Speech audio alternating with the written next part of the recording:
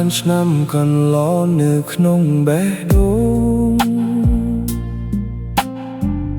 គឺមានតែស្ងួនបងតែងសង្ឃឹមលើស្រីអ្វីដែលធ្លាប់សាងគិតថាឲ្យមានន័យស្នេហ៍យូរវវ័យស្រីហើយនឹងរូបបងសៀវភៅកម្រងយើងបានចងក្រងអនុស្សាវរីយ៍កាលនៅសាលាថ្នាក់វិទ្យាល័យវិចារដួងចិត្តសរសេរផ្ទាល់ដោយដៃស្រីជាតិនេះគ្មានអ្វីអាចឲ្យស្រីប្រែចិត្តឡើយទុំពោចុងក្រោយបងមិនភ្លេចឡើយណាថ្លៃទុំពោចងរៃអូនផ្ដាច់និស្សារួមពេលប្រឡងចប់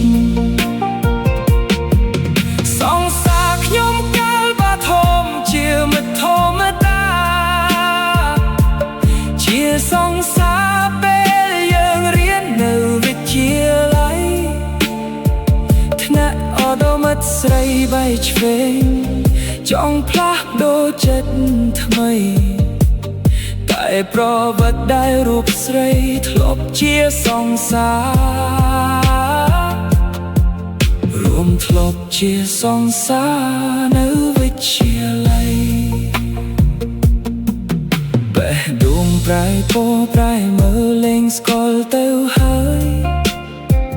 លែងស្ដីលែងឆ្លើយដោយការស្រឡាញ់សង្សារខ្ញុំអើយមិនគួរជ្រួលជ្រើមចិត្តខ្លាំងរួមទុកស្នេហ៍ច្រើនឆ្នាំត្រឹមការសុបិនដ៏ខ្លីទំព័រចុងក្រោយបងមិនភ្លេចឡើយណាថ្លៃទំព័រចុងរៃអូនផ្ដាច់និស្សារួមពេលប្រឡងចប់សង្សារខ្ញុំកាលបាធំជាមិត្តធម្មតាជាសង្សារពេលយើងរៀននៅវិទ្យាល័យថ្នាក់អដមិត្តស្រីបៃឆ្វេងចង់ផ្លាស់ប្ដូរចិត្តថ្មី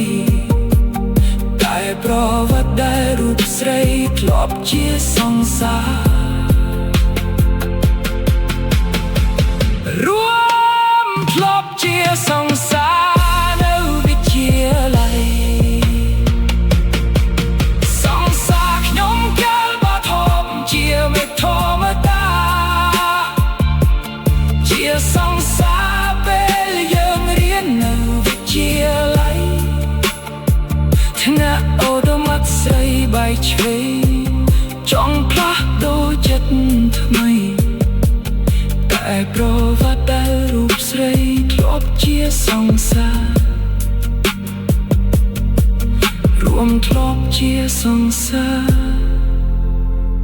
នៅវិទ្យាល័យ